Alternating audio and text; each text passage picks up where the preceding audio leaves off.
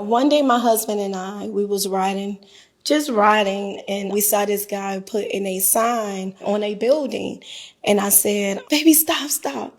My husband say, Janella, no, we're not going to play with these people. We don't have nobody to get up. I say, please. So he turned around. We got out the car and walked in the building, and we asked him if we could see it. And he said, sure. So he gave us a walkthrough and everything.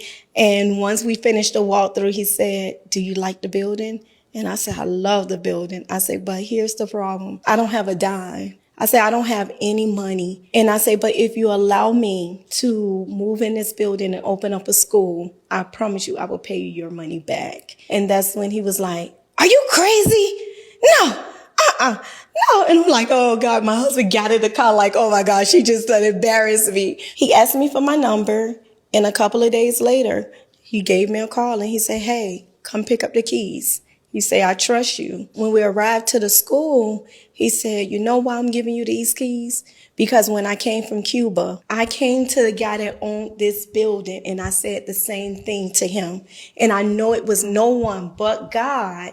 And he wanted to see how I handled this with you. And he said, please don't let me down, but I believe this is no one but God. From that day, that's when Shepherd of God came about. It was so funny because we was putting out flyers. We was doing so much to get kids into the school. He had cameras all around the building. And one day he called me, he said, Janella, how long are you going to be there? I said, I don't know. You want me to wait on you or something? He said, yeah. He said, I'm coming now.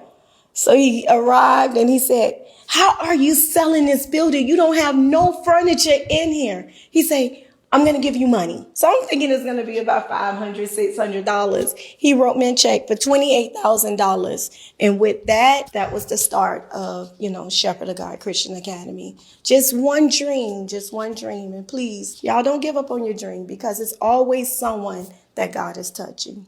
You need Jesus to experience something like this in your life. Do you believe in miracles? Comment amen below. Would you like a closer walk with God? Subscribe and follow for more real stories of God's power.